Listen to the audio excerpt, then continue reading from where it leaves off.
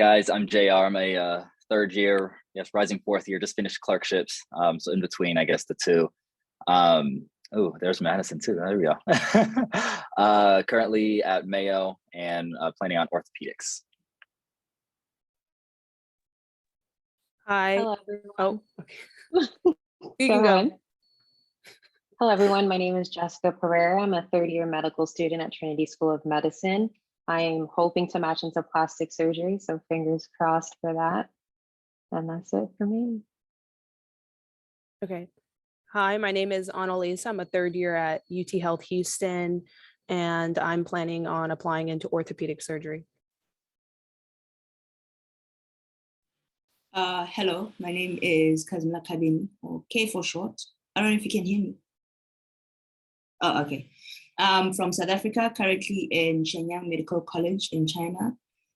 Future prospects have been to cardiothoracic or internal med. I'm in fourth year, sorry, currently. My name's Omar. I'm a fourth year at the Colorado School of Medicine, and I'm about to graduate, and I matched into Rutgers, New Jersey for orthopedics.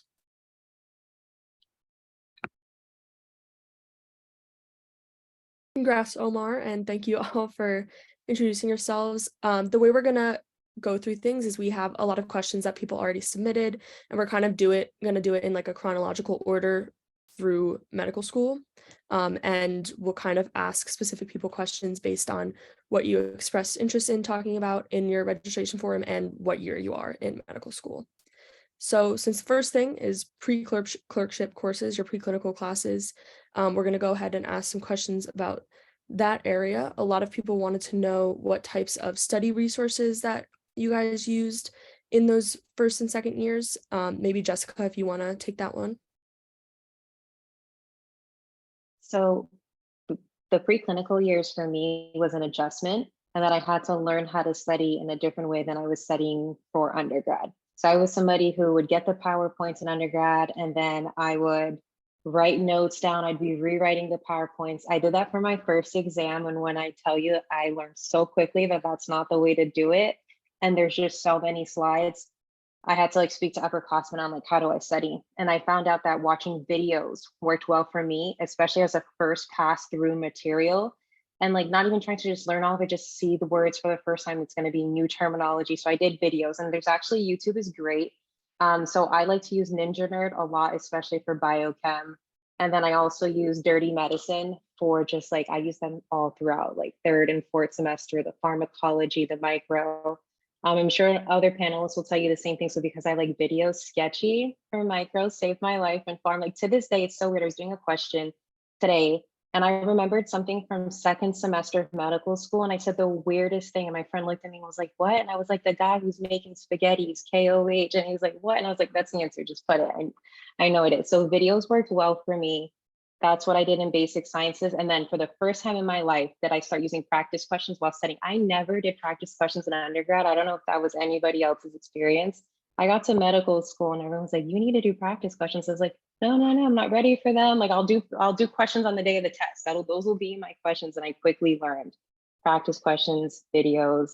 And that was like my form of repetition, watching videos over and over again, and then doing my questions, and then specifically the incorrect questions. I always do my incorrect questions, specifically like the last week before an exam.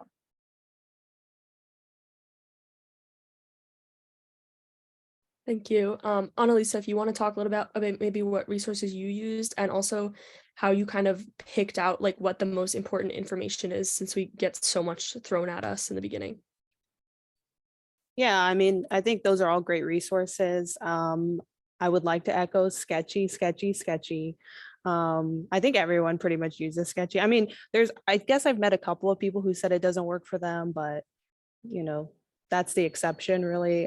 So I would recommend using that resource. I use like USMLE RX, Amboss, and UWorld for questions, but also I would recommend maybe holding UWorld and reserving that for when you're actually studying and like in your dedicated for step one, only because that is probably the closest to the NBME style questions. So for me, like putting that one as like the last resource that I used was essential.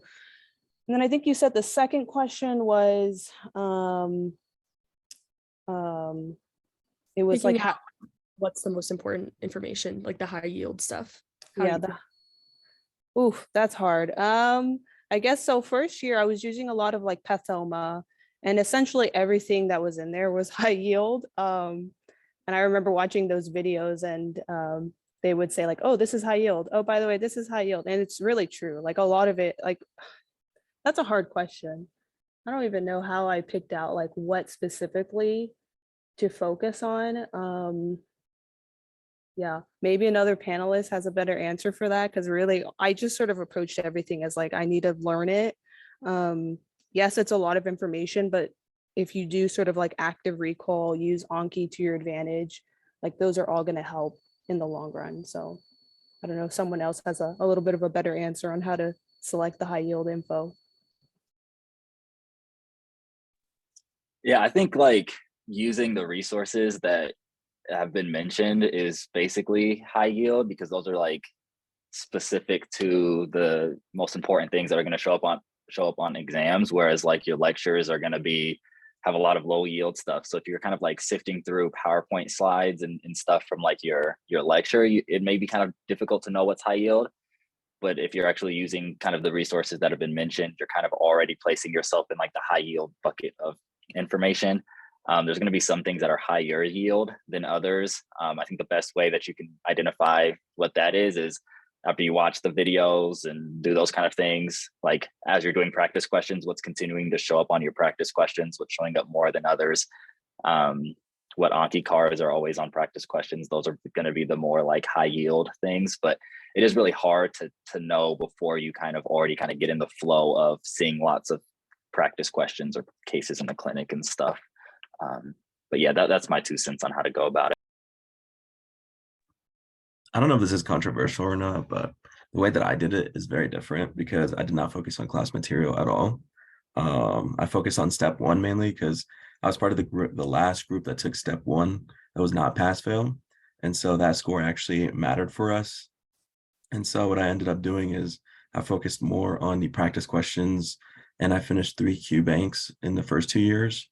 I did USMLE RX, AMBOSS, and UWorld. And I did USMLE RX because it was the lowest. It didn't represent what the exam actually looked like. What did was UWorld. So I did USMLE RX first in order to see where my knowledge gaps were. And on top of it, if we were studying renal, I did renal questions from USMLE RX and just kind of went through it systematically like that. And I completely skipped out on class lectures because we didn't have to attend. It was not required for us. And then they always like taught us using PhD level individuals that went into like the signaling molecules of whatever, and I just was not about it. So what I ended up doing is I sifted through those PowerPoints or lectures like the day prior to the exam, so I can just pick up the small little low yield things that they put up. And for us, the first 2 years is pass fail for our scores. And so all I cared about was passing because I knew step one meant more than just seeing a P. And so that's the reason why I focused everything for step one instead of lecture material, especially because PhD stuff does not interest me at all. Sorry, guys. I don't know if anybody here is MD PhD, but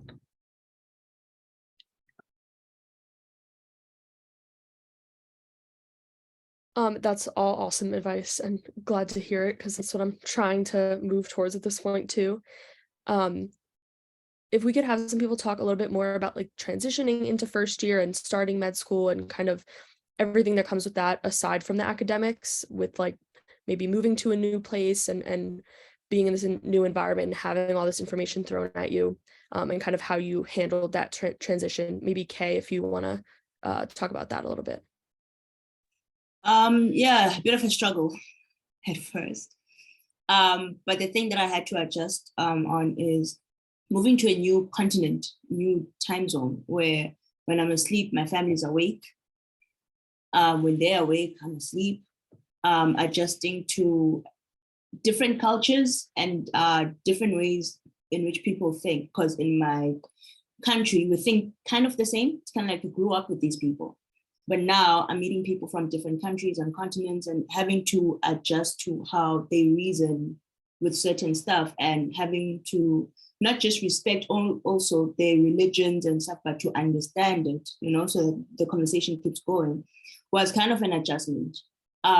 But leaning onto the same people and sharing the same vulnerabilities on some, hey, tell me more about yourself, and leaning onto them as if they're your family, because your family won't be a phone call away, but leaning onto your classmates and knowing that those people are the people you learn the most from kind of helps. And like to do that, you keep interacting with them and you're vulnerable with them. So that's something that I learned and had to adjust to first year without knowing that the people around me, the people who I may never see again, are the people right now who are important. And that's the shift.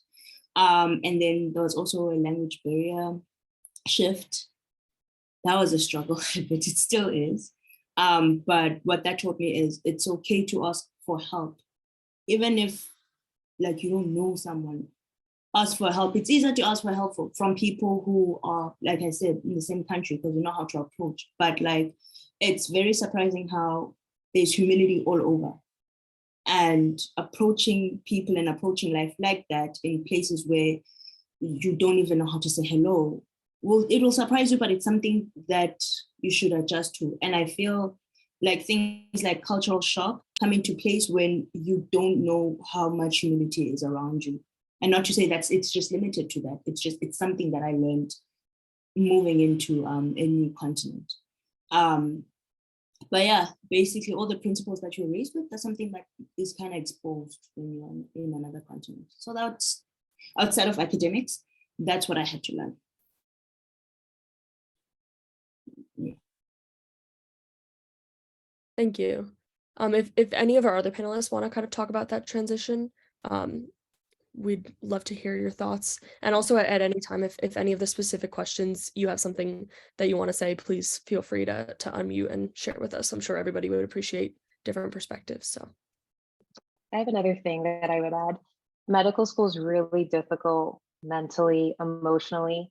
And I think having support and not being alone is very, very important.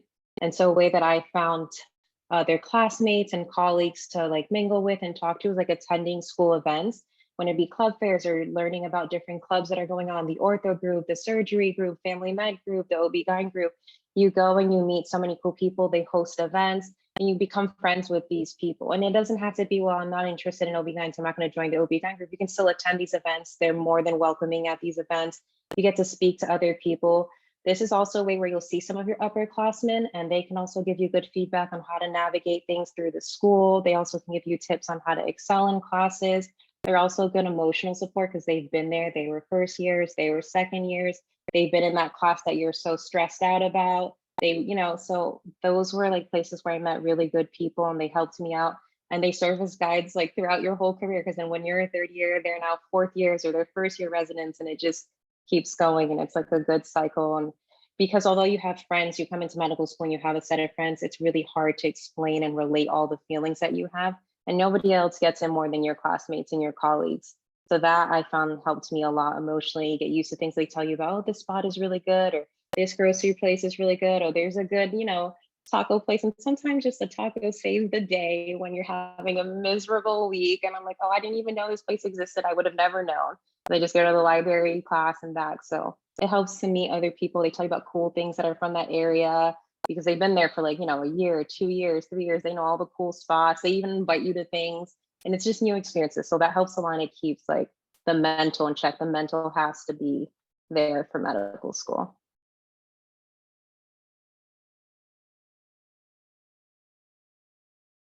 awesome. Thank you, everybody.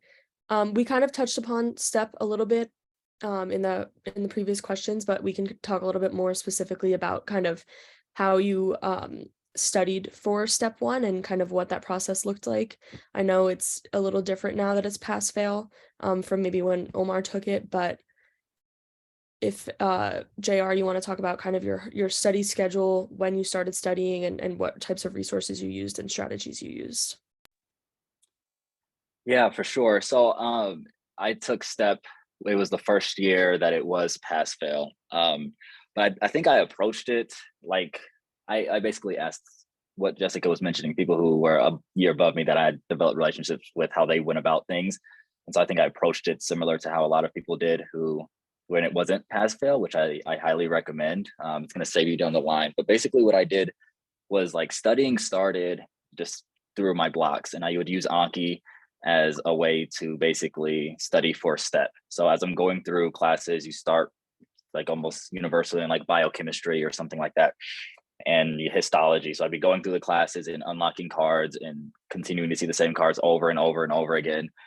Maybe doing practice questions just to prepare for like, you know, the NBME at the end. But really my STEP studying was just doing this Anki. And then when we would move on to the next block, I would still be doing my biochem cards.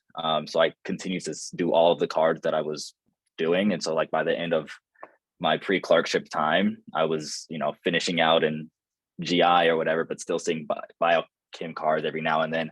And so that allowed me to have a pretty solid foundation of just everything that was going to be on STEP. So then when I would go into a few like more dedicated weeks of just practice questions, it wasn't like I would have to go back and relearn something I had tried to learn 2 years ago. So I highly recommend like doing your Anki, whatever kind of spaced repetition, active recall tool that you prefer. A lot of medical students, you know, live and die by Anki. I'm one of them, but I know it's not the only kind of thing. But something where you can continue to see material that you've learned before. Anki just makes it straightforward in doing so, but because that's going to make it solidified in your brain. So I would do that. And then once you get to the point where you actually have some dedicated time, if you have dedicated time, I know a lot of schools aren't even really offering much dedicated time now that it's pass fail. But then you can kind of go through UWorld, you can go through AMBOSS, some of these kind of question bank things, resources that have been mentioned. And then NBME also offers practice full length, or not, they're not full length, but they're like half length practice exams. And those are nice because when you take those at the end, it doesn't give you a score, but it gives you like a % likelihood of pass. So when you're in the kind of 2 weeks or 3 weeks, however long you can take those, see if you're like, you know, hopefully 90+% likelihood of passing. You can fill knowledge gaps and things like that. But my biggest piece of advice is just to kind of, if you do your Anki throughout your pre-clerkship times and continue to follow up on that material, you'll be in a really good place for step one. I just want to say this real quick. I was an Anki hater when I started med school. I was like, that stuff doesn't work. And then like a month in, I started it and I never went back, even though I hated doing the cards. Especially when they racked up to like 1,000 that you had to do like in one day. It was still pretty dang helpful because even with Sketchy, the more of the pictures that you see, the more of the picture that you're going to remember and more of the little tidbits that you won't forget. And that stuff is going to super help you, especially on pharmacology during your rotations when they start asking, what's a weird side effect for this medication? And you're like, what is that medication? And you're like, oh, it's a chlorothiazide. I remember the big thighs. So funny thing about that is my classmates started calling me that because I have really white thighs because they never see this done. And so I never forgot that because of it. So it's just like little fun tidbits like that that's gonna come in handy.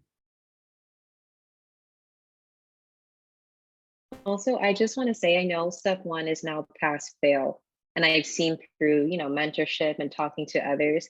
I'll just say this, please don't underestimate the exam just because it's a P and have that change the work ethic that you would have.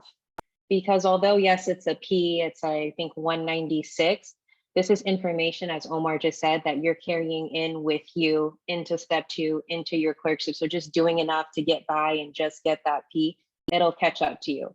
And also don't underestimate what it takes to get that P. So just work hard and also for the right reasons, right? It's not also just about the score, it's about you as a physician one day and the knowledge that you're going to acquire. And you don't want to waste all this time just doing the bare minimum because it does matter and you do need to know this information. You actually will need to know the adverse drug reaction of a medication. You actually will need to know that this woman is pregnant. So now which hypertensive medication can she take or can she not take? So you know, might get questions. Our attendings ask us this all the time. Like you really do need to know it. So not just still work like you're shooting for a 250, 260, like still have that same mindset every single day while you're studying for this exam.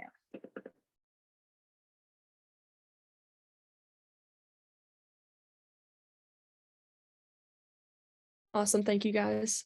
People also were asking your advice on balancing step studying during the semester.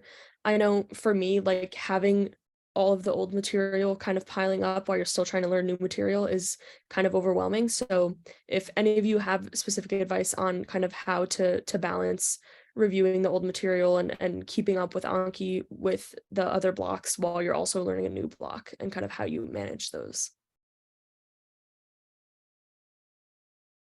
So this was actually my favorite thing. I don't know why. So the way I did it was during the week, I did like on UWorld, I did the questions for that block, renal or whatever we were doing.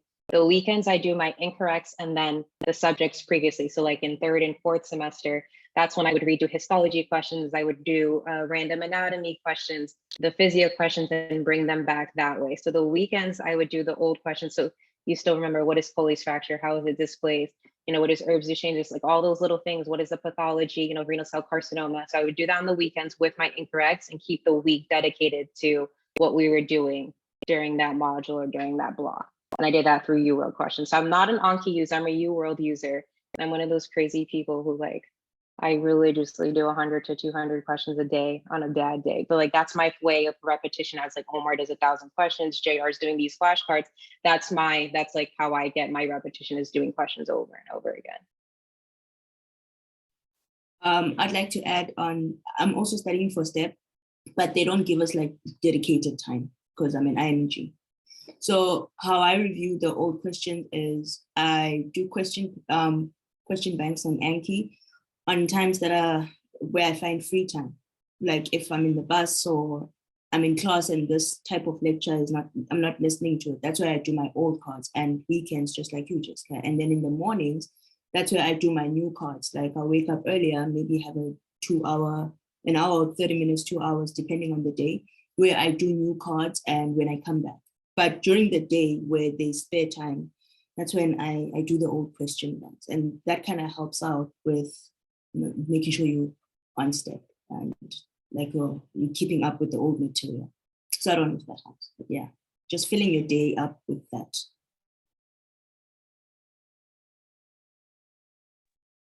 It's really annoying to do small things every single day, but if you do like a couple of questions a day, you'll be pretty much set. You'll be very surprised with yourself on how far you go, because during first year when we started doing UCMLA RX questions, we'd only do like 5 a day.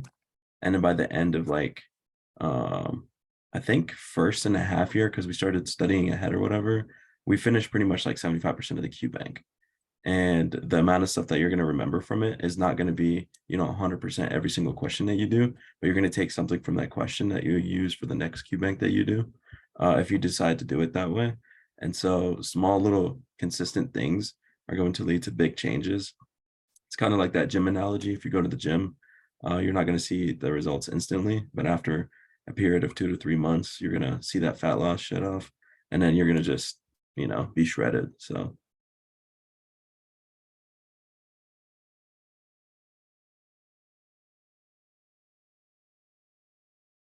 Okay, thank you, everyone. So now we're going to kind of move chronologically forward into the clinical years and talk a little bit more about like rotations and clerkships. One of the questions we had was, what would you tell a first or second year to do ahead of time to be better prepared for rotations? So maybe if Omar, you want to start with that one. I think the biggest thing on this is, I don't know if your guys' scheduling for step 1, step 2 changed, but for us, it kind of stayed the same, where after your preclinical year, you pretty much take it, but those exams and the information that's on there is super important during your clinical years, with the exception, I would say, maybe of surgery, because surgery specifically starts to ask you about positioning of patients, the reasons that you're positioning them that way, and you have to do extra research for yourself to understand the reasons that they do the things that they do. The biggest thing though is if you do well on step 1 and you understand those principles, any question that they ask you, you can reason through it. whether you do know the information or not, but you can relate it to something you do know and go from there. And then the other thing is when you're transitioning, you want to make it as easy as possible for yourself. And so if you do know the step one, step two material that is upcoming, because again, I don't know how your guys' timeline is, that will set you up pretty dang well. And then the other thing too is I know we don't like to talk about this because we talk about the merit and in medicine how like you're supposed to get merit by knowing stuff and whatnot, but sometimes passing rotations and or even getting a good grade on rotation does have to do with how well you vibe with your preceptor, which is it's an unfortunate reality just because the grades can be so subjective. So there's a balance between getting to know your preceptor and also showing them that you have high clinical acumen. So make sure you keep that in mind too. It's not all 100% what you know, it's also how you present the information. And if you look like a douchebag, if you do it and or not, that's super, super important. And never like cut off residents, never cut off attendings. Unfortunately, as a med student, you are kind of bottom of the barrel. And it sucks to kind of have that realization, but if you do have it, then you can go in there kind of well accustomed to what can come towards you. And if you get that balance again between the clinical acumen and where you're at with how well you know people and how well you talk to them, then you should be golden during your clinical years and stuff.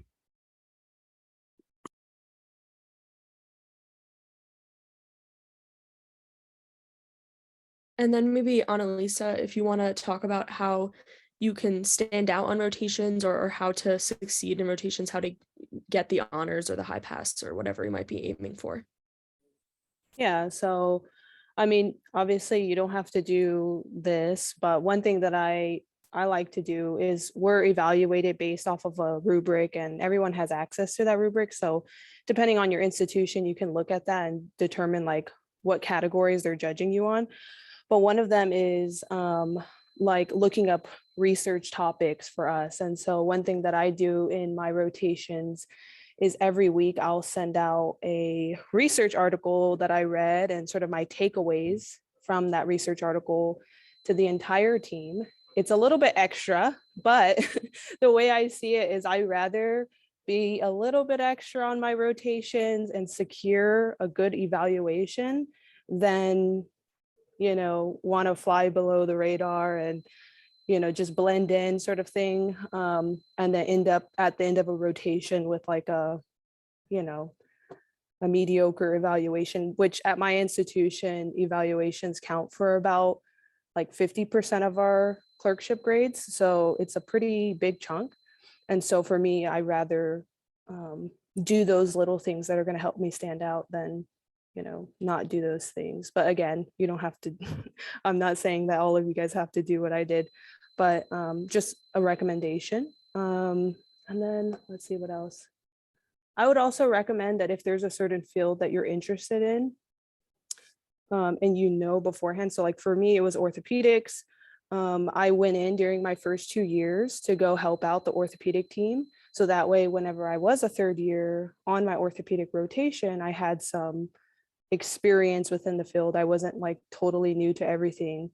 So I would recommend, like, let's say you're interested in plastic surgery, like go and meet the plastic surgery residents, like, you know, show your face, show that you're interested, and then it'll actually go a long way once you're actually on the rotation.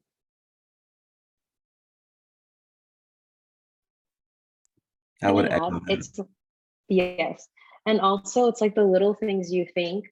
Like I hear like feedback from other, like when you're with a nurse or preceptor, it's little things like saying good morning when you get there to everybody who's there. Although, yeah, you're thinking of the attending or the doctor, still be respectful to all the staff members, saying goodbye when you leave, asking the attending, is there anything else that you'd like me to do? I love to ask for feedback because I really do want to get better at everything. Not just, I don't go into peds or psych and just because I know that's the field that I'm not going into that I like wash my hands of it. I always ask for your feedback. What could I do better? What do you suggest? And well, that goes a long way. It shows commitment. It shows that you are there to learn. So it's also little things. It's, of course, the knowledge has to be there and you'll learn. They know that you're there learning. One thing I will say for surgery specifically, be honest with your skill level. It's very evident if you inflate what level you have or what experience you have. and just be honest where you are. But like, it's the little things like being polite and, and just like reading the room correctly, being respectful of everybody at every level. Don't think that I've seen sometimes medical students think they're better than the nurses that are there or better, and like just little things like that. Don't do that. Yeah, I completely agree with everything that's been said. And one thing that's like tough about clerkships is it's a very like subjective kind of experience. Like your evaluations are going to be based on if you had a good interaction with the person evaluating you. So part of like doing well is actually becoming a more like, I don't know, personable person. And for people who are more introverted and, kind of aren't as outgoing, third year is even more challenging. But I think like understanding like a challenge of I'm going to work on my personableness, or if that's a word, just it's something if you're conscious of it and you're like, I'm going to actually try to have a good conversation with this person, or if they're going out to lunch, I'm going to go with them and hang out. Like those things are what the person's going to evaluating you is going to more so remember how they felt around you than like if you answered the pimping question right, or if like how your note looked or whatever. It's just like, did I enjoy being with this person? And that's going to kind of color their entire evaluation of you. And so, it is a super subjective experience, and sometimes you're not going to click with everybody, but it is more so just finding ways that you can connect with whoever you're going to be with. I know for me, one of the things that I would do is we actually send the like residents, our consultants or the attendings that we're with automatically get evals, but then we send any resident that we work with an eval. So I would usually try to find like the resident that I either know is like super chill or like, just like that's going to be a homie to me. Hang out with him or her and just know that this is like at the end, I'm going to send you an eval kind of thing. And if there's somebody who I'm like, oh, I might want to stay away from that person, then I know I don't have to send an eval. So I don't know if how everybody else's kind of program works, but there could be a strategic way of going about how to send your evaluations, because those do make up a big part of it. They make up a significant part of our school too, Annalisa. So yeah, that would be my 2 cents. And also study for the shelf. Like don't take the shelf lightly. It's shelf exams are tough. So, and it's really hard to be a full-time student and have a full-time job. So, we gave some advice on how to kind of study efficiently, because it's going to have to be efficient when you're working. But don't take it lightly, because there's some people who do, and then that plays a significant part in your grade too.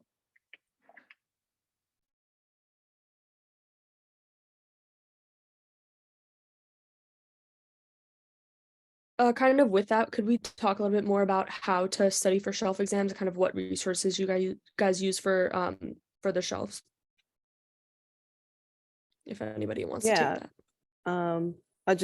I'll be real quick. I pretty much exclusively use UWorld. I know some people use UWorld and Amboss during their clerkships. It's just that for me, between working 40 plus hours a week and doing UWorld, I tend to not really have that much time left over.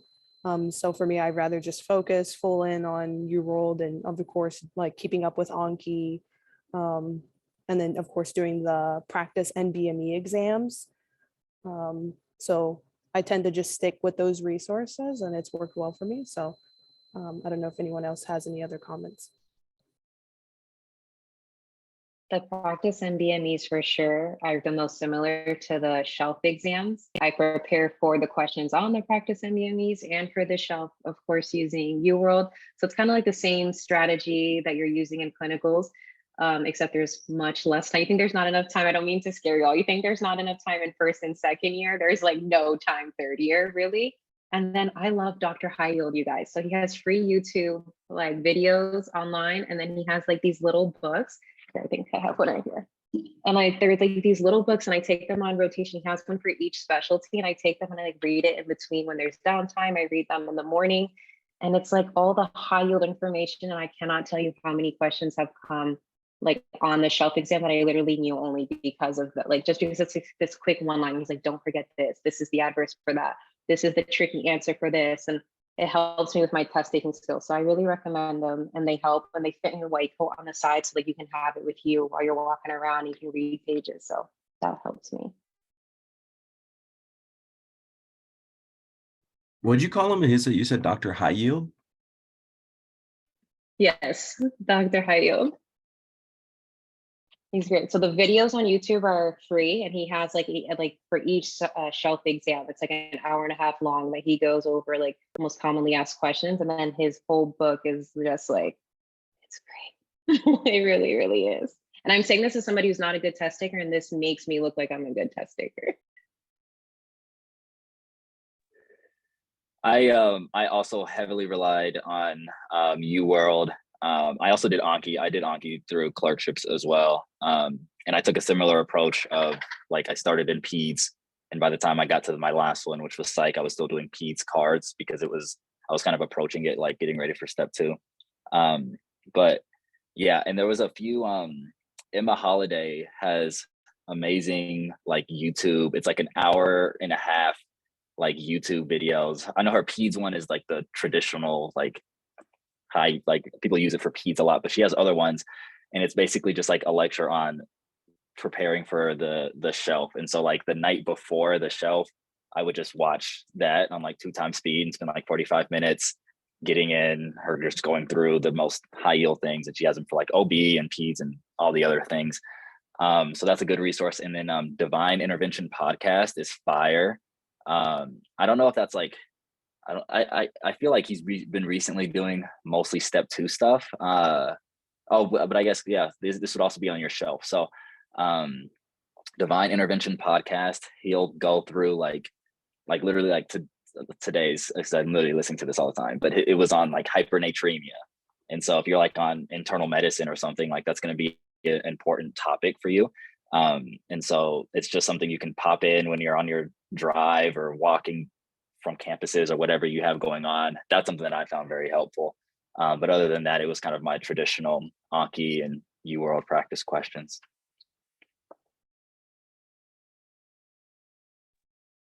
And podcasts are great because questions sometimes, you're really tired and it's hard to focus on them, but it's good to like podcasts. I find like it's a good way to put in spaces where I'm mentally drained or to fill up. Like, I don't like to waste time. And like, even if it's only 30 minutes driving to the hospital, I'm like, that's 30 minutes of the podcast that I'm listening to, finish the second half of it after. So podcasts are really great in clerkships when you don't have a lot of downtime. So you can fill it in while you're in between the hustle and bustle of doing things.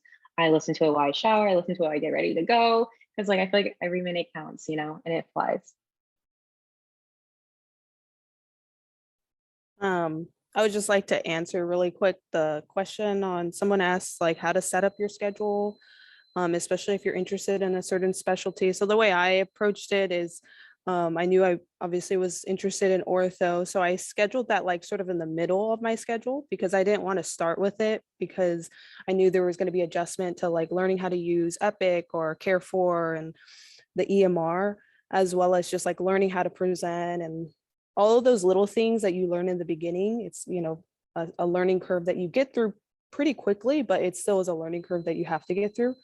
So for me, I wouldn't recommend doing your ideal specialty in the beginning, but then I also wouldn't leave it to the end because the way my school is set up is like you have to kind of know what you want to do around like January, February, which I guess it would be that way for most most schools because you have to start applying to a ways during February, March, April. So if you wait till the end to do it and then you realize, oh wait, I don't actually like this specialty, then you're kind of, at that point you're scrambling. So I would say somewhere in the middle. Like I did ortho, I think in September, October time period. So that would be my recommendation.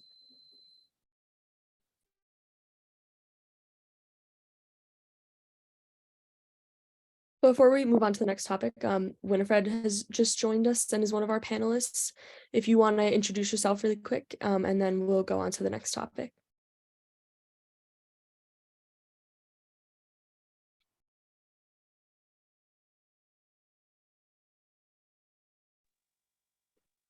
Winifred, are you there? She may be having difficulties. Yes, I am. Hi, everyone. Hey, if you just want to introduce yourself, I know that you just jumped in, just where you're at in your training, and just briefly introduce yourself, and then we can go on to the next question. Thanks for joining. Okay, all right. So my name is Nelly Winifred. I'm a 600 level medical student. That's final year in my country because I school in Nigeria, and that's the equivalent of an M4. So I'm a final year medical student in Nigeria. Awesome. Thank you for joining us. Oh, I should say more stuffs. Okay, actually, I have. Okay.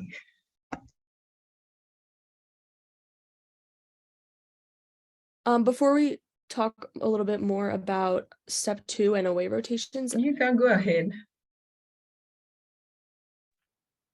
I think your connection is a little delayed, but no worries at all, Nelly. You go ahead, Juliana. okay, no problem. I think there was a question in the chat that I was also kind of thinking about. If you haven't been kind of keeping up with OnKing or anything to kind of review old material through M1 and M2, if any of you had kind of gone through that where you weren't necessarily reviewing the old material as you were moving forward with each block and then kind of had to catch up later, is that possible? How did you do it? And kind of what is the strategy there if that was what happened to any of you?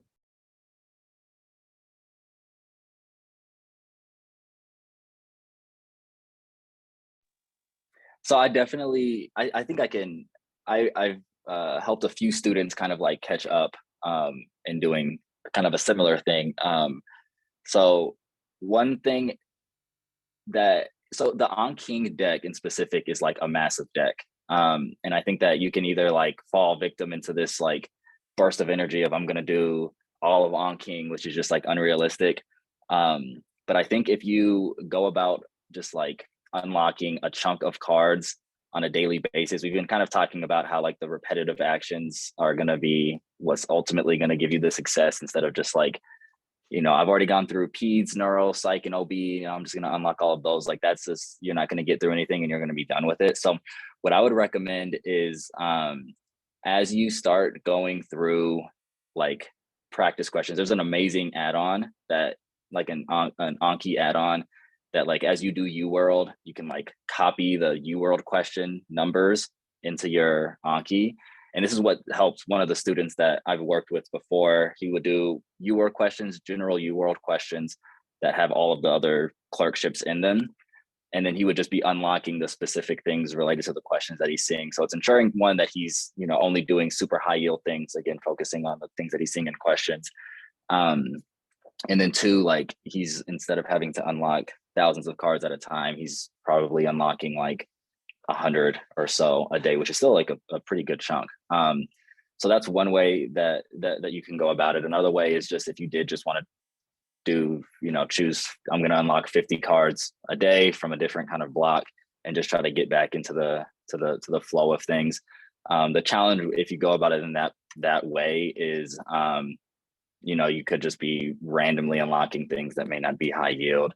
And then another option would be if you just choose to watch one video from, OB or something, because there's, sketchy path, there's sketchy third year stuff, and there's online med and all of those kind of things that some people like for their clerkships and they're linked to Anki. So you can like watch a video, unlock some Anki and just kind of like chip away.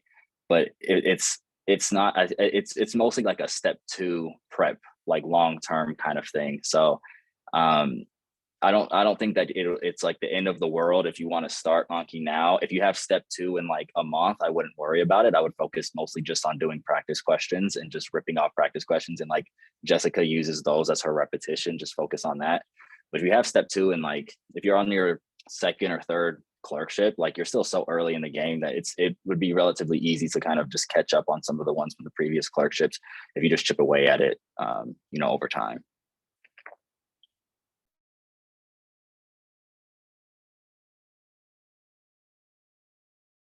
Great, thank you.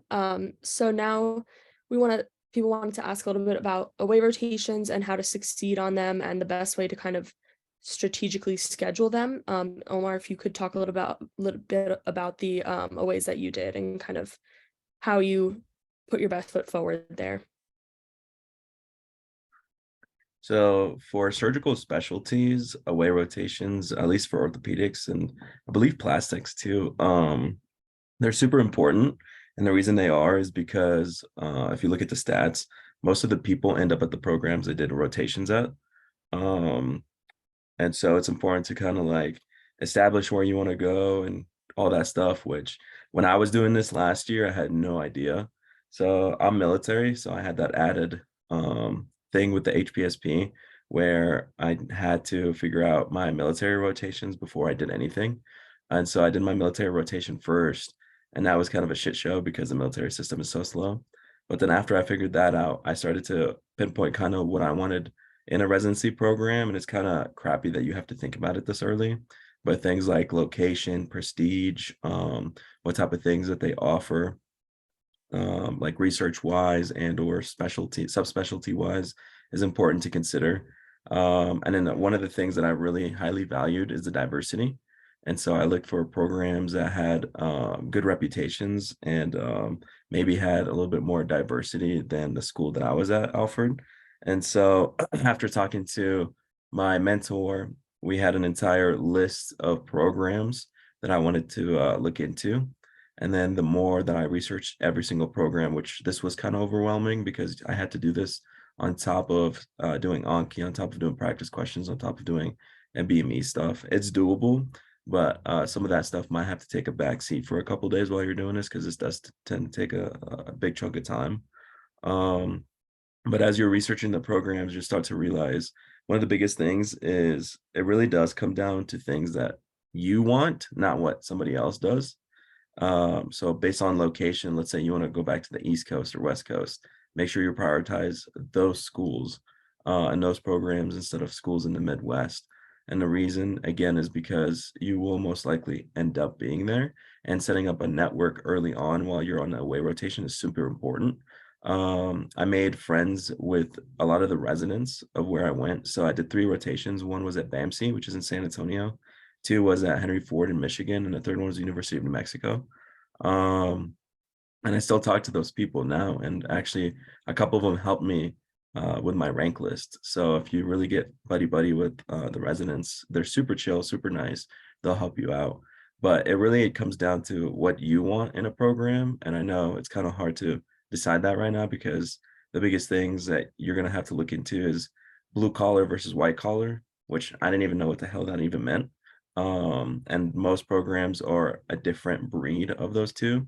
Blue collar is more on the community side where you think not academic center, and then white collar is like crazy academic center. And there's a balance in between those two, because if you go to a super white collar program, then you're more likely to pump out more research than become a good surgeon. That's kind of the general thought process in that. And if you go to a super blue collar program, you'll be a great surgeon, but you probably won't be able to get a fellowship because you don't have that connection and or the amount of papers that you need in order for you to be competitive applicant for fellowships. So it's a weird like intermix and play between those two. And so I was crazy overwhelmed with this. I just went to a mentor and was like, where should I go? Because it just didn't make sense to me, and I didn't have anybody in medicine that can help me out with this. And he just told me the list of the programs. I looked into it and then just went from there. And then as the application cycle kind of came on and whatnot, and things that I would do different looking back on it is I would rather go to a super academic program and then go to a super blue collar program. So I can look at the mix between those two and see which one I like better. And then decide on my where places that I want to apply to residency using that. Because if I really like super white collar programs, I would prioritize super white collar programs, and then so forth and so on.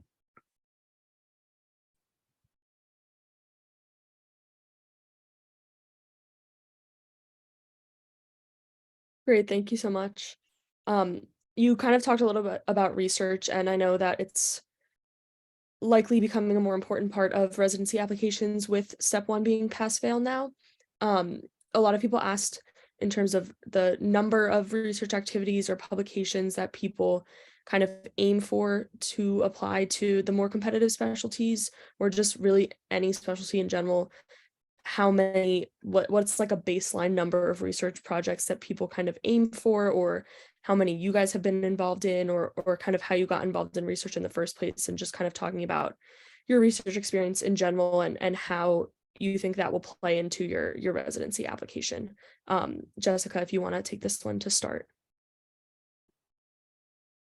So first, I think it's important to know or kind of have an idea of what specialty you want to go into, and there's stats on, so like usually surgery, ortho, plastics, right? These surgeries do require research, maybe more so than, and I want to be careful saying this isn't to put a specialty down or not. It's these specialties require more surgery that are research than, let's say, pediatrics or family med, right?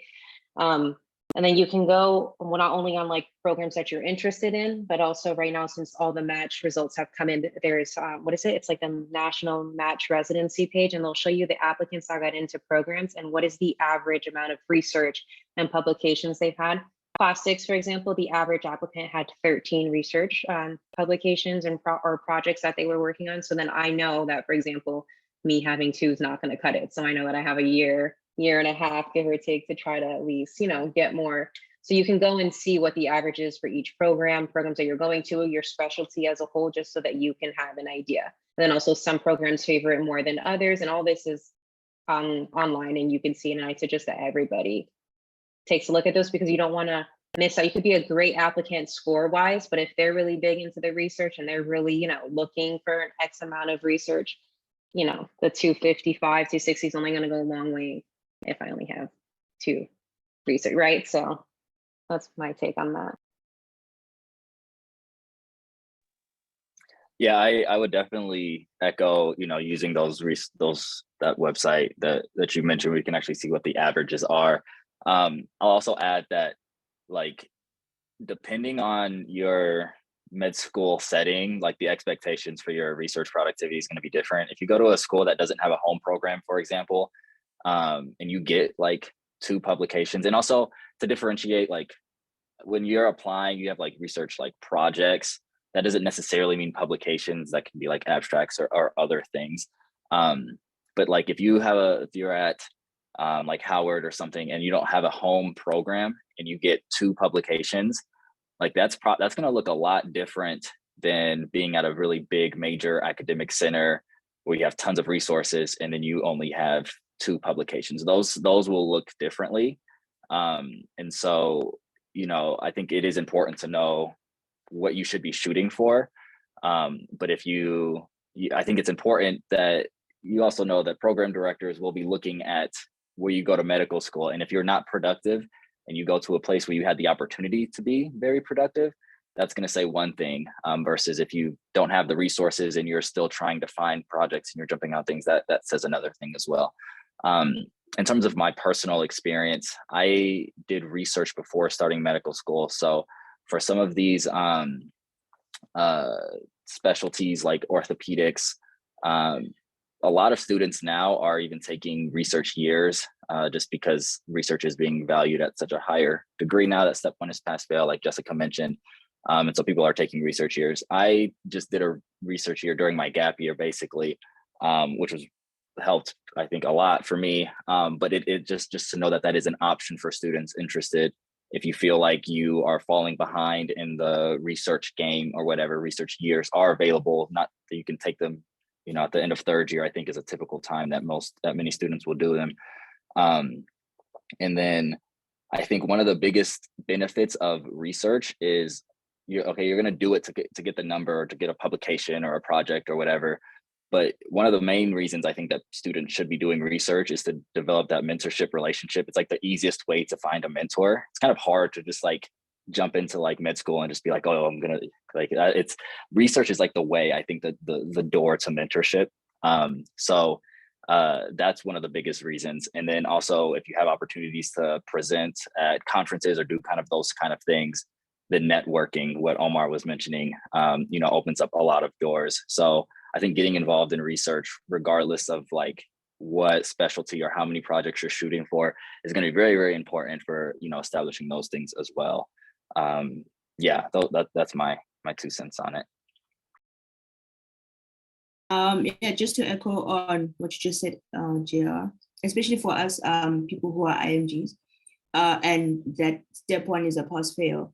Those conferences and webinars and Zoom things, participate as much as we can and be very persistent and send a lot of emails to people who are offering these services, so that you can be involved in research. Because personally, what happened for me was I'm now involved in a research project, a research thingy that I didn't plan to, or I didn't know that I would get there, because I kept contacting people from webinars, and this person would refer me to that person, and it would take long.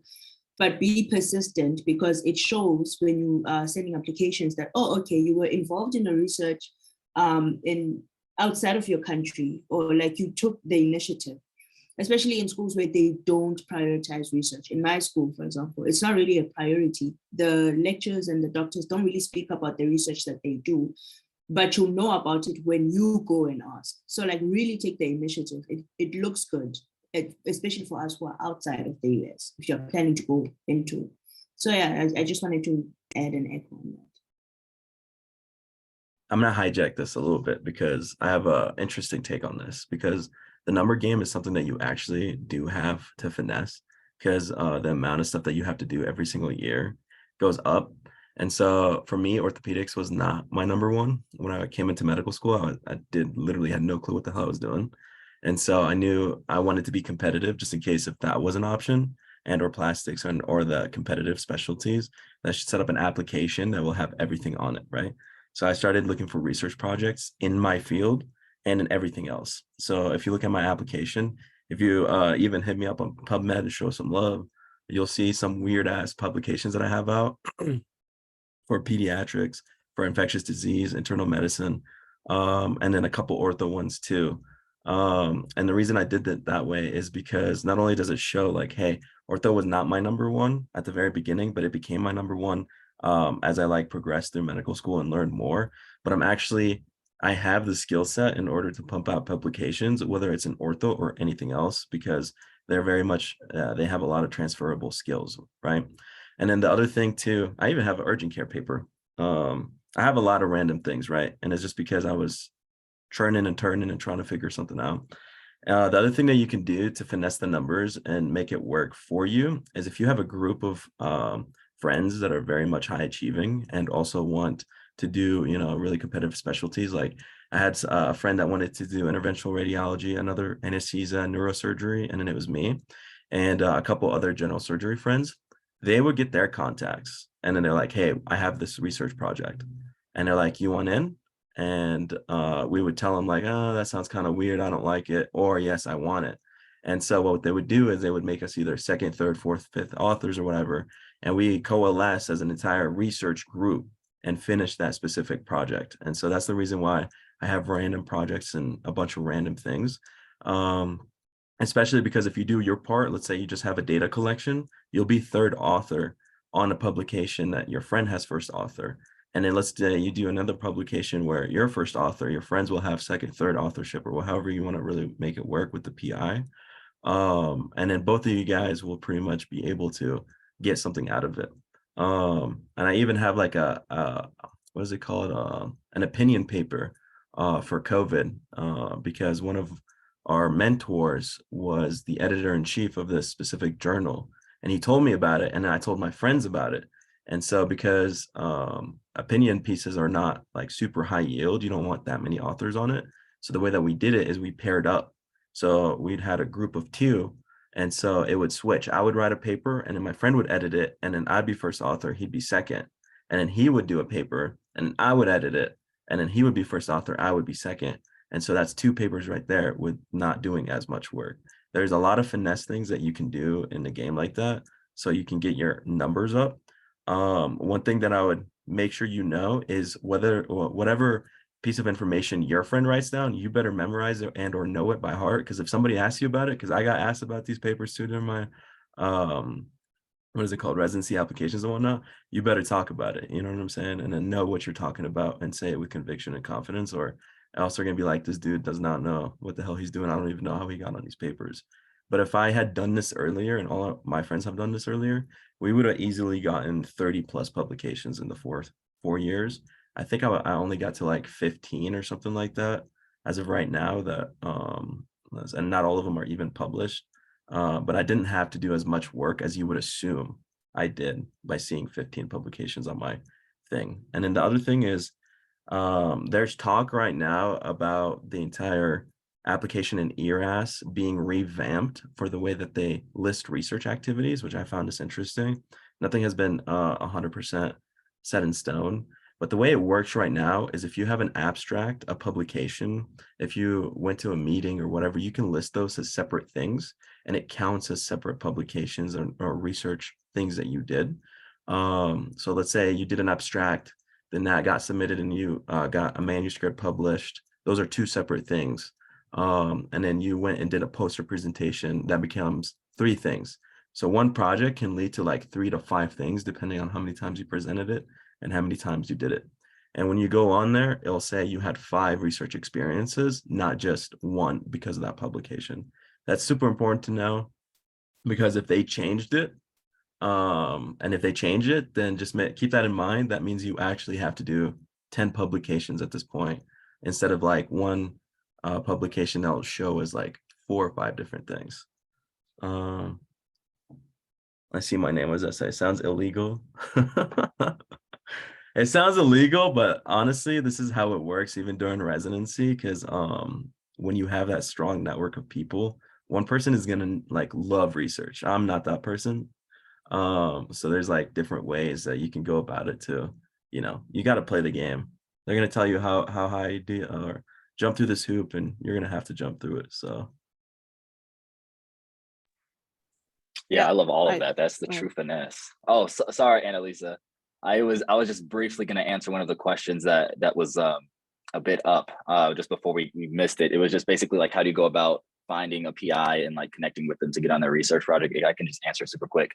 Like the faculty at your school should be under the understanding that medical students will reach out. And so it is as simple as just sending an email to somebody. If you just go on your website in the field that you're interested in and find somebody, usually they'll even have like their research interest or their, part of their CV where it just shows all the research that they've been doing. I think the best way to do it is to find somebody whose research you're actually interested in. And then you can email them and say, hey, I'm a current first year, second year medical student. I'm interested in, or I see that you're doing research in XYZ. I'm very interested in this topic. Would there be any kind of opportunity for me to get involved? I think that's the best way to do it if you truly are interested. But like Omar said, a lot of us aren't really interested, and it's like a means to an end kind of game. If that's the case, you can still find people doing. You can just get into. I'm interested in orthopedics. Is there any type of opportunity for me to get involved in research? And the way that usually departments are is that they're kind of like grouped in their subspecialties. So even if the person that you reach out first doesn't have any current projects that you can jump onto, they probably know of somebody in their group who could use a set of hands. And usually the first thing that you do, you're going to be doing a chart review, and you're just going to be gathering the data and doing kind of like the busy work or something like that. But they usually will have something that needs that done. So that's one way. Another way is if you do find like residents that you really connect with, like, because residents are more just like somebody you can just like see and just say like, hey, what's up? Or like if you follow a resident on social media or something and see them in person, you can just talk to them. Hey, I'm super interested in what you're doing or whatever. Like, can I get your contact information, get your number, your email or whatever? And then you can just ask them to, if there's any help that they can, or that you can provide to them, and then they'll be able to loop you in with the faculty member that they're working with. So you can kind of go through that route as well. But it is relatively, I think, easy as long as you get comfortable kind of shooting emails out. And like Kay mentioned too, a really important part is if the first person says, oh, sorry, I don't have anything right now, that's perfectly fine. Stay persistent and find somebody else and just keep kind of going through. I just want to add one little thing to that, because that's perfect advice. Is cold emailing is totally okay. I did that for literally the entire orthopedic group because I just needed one person to say yes to me. And I ended up having 2 people say yes to me, and then one of them just ghosted me. And so I was like, I guess we'll stick to this one. And don't get offended if they do that. They're just super busy and have so much on their mind that they already have so much help that adding an additional person sometimes is too hard for them. So don't get offended at all. But most of the time, if you just find that one person, and that one person, if they said yes to you, is actually willing to help you. And one of my mentors for that research, her name is Dr. Courtney Selberg. She's awesome. She's pediatric hip specialist. She became a letter writer for me for my orthopedic residency application. And then on top of it, she helped me get multiple projects in order for me to help out with. So make sure you stay persistent. And then my only comment was I saw someone ask about like if they're interested in a non-competitive specialty like pediatrics, I think they mentioned. I would still say if you can try to do at least a couple of research projects, only because I know I was talking to someone who does like interviews for one of those like lesser competitive specialties, and they said if they saw an applicant with, you know, a couple of research publications, then they're like a rock star applicant compared to everyone else. And I don't know about you, but I would want to be that rock star applicant. So I would still recommend, even if you're going for something like family medicine, like, you know, one research project won't hurt. It'll actually, you know, may make you that rock star applicant. So and then plus, if you end up changing your mind down the road, then now you have a little bit of research, right, already. So I would recommend it no matter what specialty you're going into. I 100% take that advice because the personal story I'll tell you is a person that I knew that wanted to go into plastics, but then later on changed into med peds. She had a crap load of research stuff, plastics, into, I don't know, just a bunch. Like her resume was insane, right? But then she switched to med peds and she got her #1 program, and literally the residency programs were fighting to get her there, and she was actually getting paid out so she can go and visit these programs and stuff, just because of how much stuff that she had on her resume. She was so high achieving because of it, right? And then something else to remember is research projects with your name on it. Your name, unless it changes or whatever, right, is going to stick with you for the rest of your life. And so when you go into applying for fellowships, those research projects you can still list on there. And the more that you have, the more of a competitive edge that you have, specifically in those positions that are less, let's say, competitive, you know, like family medicine, that are more like primary care oriented. And so you can get any fellowship that you want starting now if you just do 1 to 2 research projects. That was going to stick with you for a long time.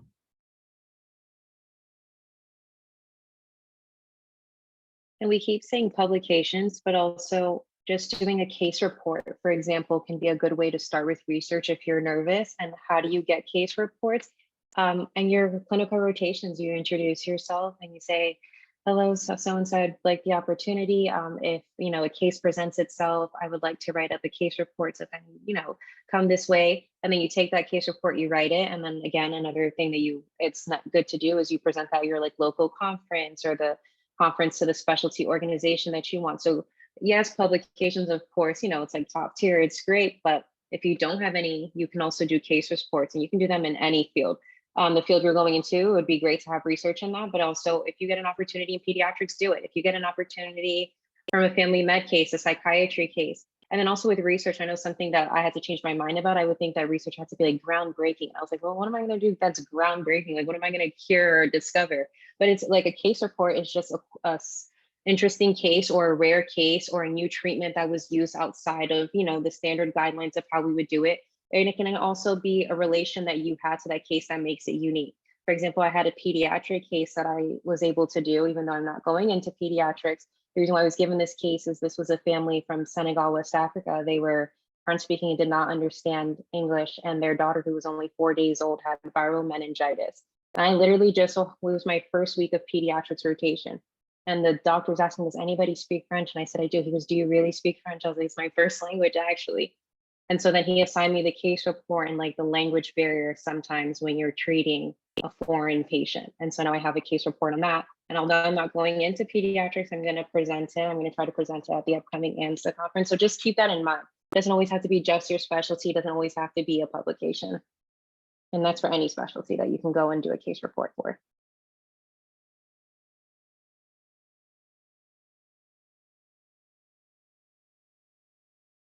Thank you, everybody. That's awesome to hear. I wanted to ask, as we're kind of closing things out, I know we have a couple international medical graduates here, or future international medical graduates. If you guys wanted to give any advice that you might have specific for IMG students, just kind of generally, if there's anything specific that you think you wish you had known, or want to like work towards moving forwards, any advice is welcome for future IMGs.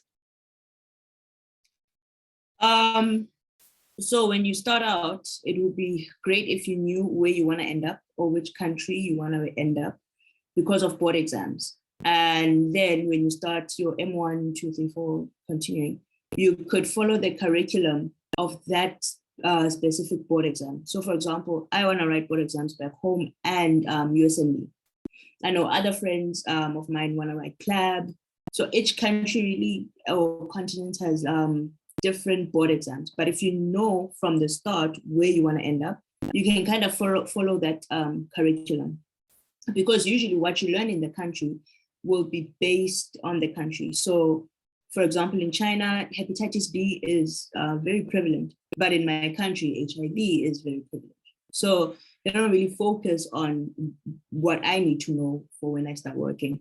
And also start looking into what your internship or rotations will look like afterwards. Because for me, for example, starting next year, I can do what you guys call clerkships and I call internship anywhere and apply. But if I want to do it in the US, I have to have step 1 ready.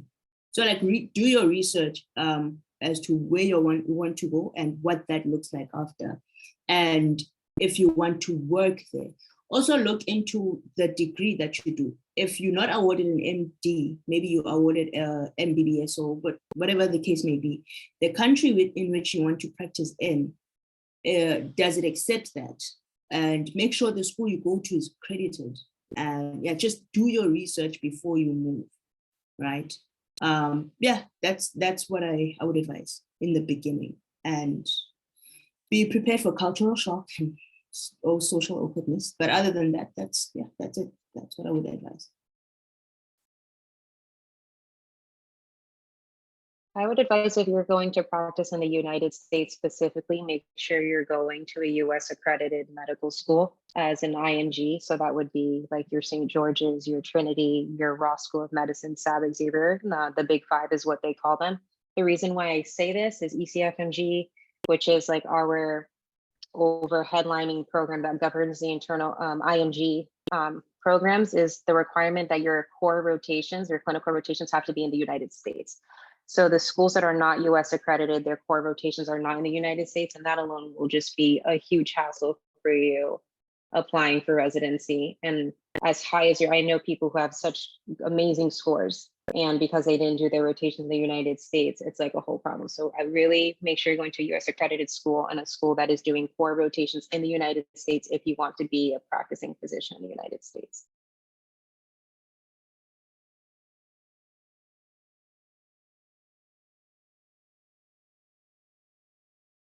So for one last kind of more general topic, we had some questions about trying to balance hobbies and extracurricular type activities with medical school, and then also balancing family with med school.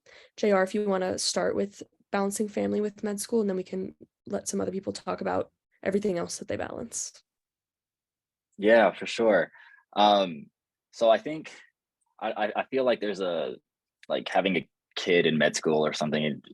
I don't know, there's a big like stigma with it. One piece of advice that I got really early was like, if the excuse is you're busy as a medical student, then like, what's your excuse going to be like trying to have a kid in residency? And even what's your excuse going to be like when you're attending physician? And so it's like, for me, I chose to have a family because Madison and I were ready to grow our family with a child, and I came into medical school married. So I just want to preface it by saying, if you're in a position where you personally want to do that, like your life outside of medicine, I think is more important than your life inside of medicine. So don't sacrifice certain things, because at the end of the day, you'll always have to make that sacrifice. Doing it earlier or later, it's just when the timing is right for you. In terms of like how I manage family and school. I think that like anything, there's like a learning curve when something new happens. So like when my son Kari was born, like I definitely had to reorganize what my day looked like and what like studying looked like and what my afternoons and evenings looked like. It wasn't, I didn't have the same kind of freedoms that I had, but eventually like you just get into a new normal and it feels no different in terms of like time commitment or sleepiness or whatever than it did beforehand, because I just entered the new normal. So there's kind of like a phase when something is new that you are a little more exhausted, you're trying to figure things out, you may be a little more stressed. But specific things that I found that help for me is, I like say this phrase like all the time, but it's like eat the frog, or it's like there's a book called Eat That Frog, and it's basically, the premise is like, if you have a frog to eat it like first thing in the morning, and if you have two, eat the bigger one first. And the meaning is like, if you have something that you don't want to do it right away, and if you have like multiple things you don't want to do the thing that sucks worse first. And so that's kind of how I now approach studying and things like that, so that I can open up my afternoons and my evenings for my family. So like I'll wake up and do my Anki, because even though I'm a huge Anki proponent, like I hate Anki, like it's nothing that I enjoy, but it's just what I need to do. And so I'll do like my Anki, or practice questions or whatever, like the studying, right? I'll do my studying. Then when my time is not my time, like when I have my clinical responsibilities or whatever, I'll do that throughout the day. But since I've kind of eaten the frog early in the morning, now when I get home, I can actually give the time to my family. And so that's something that's like a tangible thing that has really helped me. Like Madison and Kari knows that when I get home, I get to actually like be home and be present and stuff. And again, the fate, like I had that didn't just happen. Like there was like that kind of learning curve with it. But I think if you figure out how you can do the things that you don't want to do, whether it's hobbies or balancing family or whatever, get it done with, then you'll actually have the time opened up in the towards the end of the day. And that's what's worked for me. And again, I'm a huge proponent of like people starting families in med school. So if you have any specific questions too about it, like reach out to me or Madison too. And people who have like significant others who are going along on this journey, Madison's always super down to talk to them too. So if they're like not in medicine and just need somebody to talk about, because we definitely drag people along. Yeah, I can go ahead and just answer Mark's question real quick. So he was asking what goes into an away application. Yeah, so it's going to vary depending on the away, but most of them are going to want just a lot of random documents, honestly. So your school will typically let you know what those will be. It's like your BLS card, like COVID card. There's a bunch of different things, but some of the most important is some will require a letter of recommendation. So as you're going through your third year, I would recommend, like, if there's someone in mind that you think can write you at least a decent letter. I know it's hard to get a letter as a third year just because, you're starting out. Typically letters aren't something you get until you're a fourth year, but just keep in mind that some programs do want a letter of recommendation when you apply to your away. So if someone tells you, hey, I'm open to writing you a letter, just say yes. So that way you can at least have one on file come, the time that you need to apply. So that would be something specific. Some require essays, and those they'll usually have on their website. So if you're interested in a particular program, you can go ahead and visit their website and see what their prompt is, and then just maybe start working on it beforehand.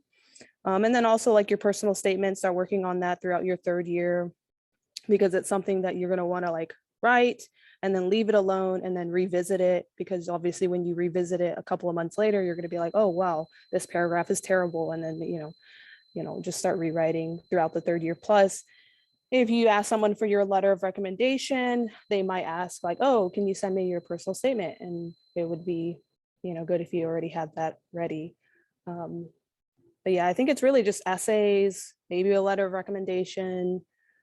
And then of course, the other things that you're just going to have ready, like your transcripts and all of that. I don't know if anyone else applied to in a way that required something specific that you wish you would have had beforehand. Make sure you get your vaccinations unlocked too, because they look at that. It's really annoying, but there's like a generalized form that exists. I can't remember where you get that. But yeah, make sure your vaccinations are on there.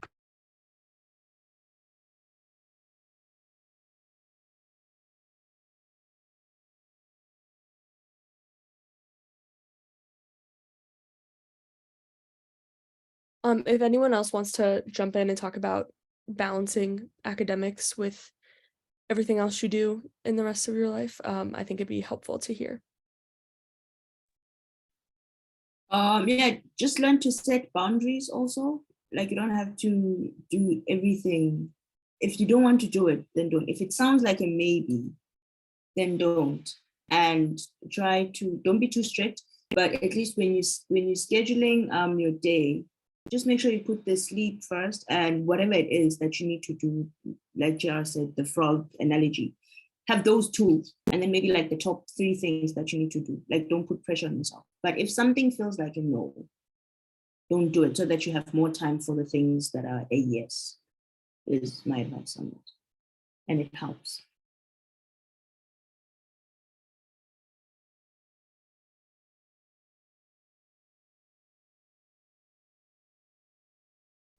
Awesome. Well, I think those are all the big topics that we kind of wanted to cover tonight. I know that a lot of people will have kind of more specific questions to themselves, and we don't want to keep you here for too much longer, but we're always available in the Slack, wherever. You can feel free to reach out to anyone who you might have seen has a similar story to you, or has some specific advice that might be helpful to you personally.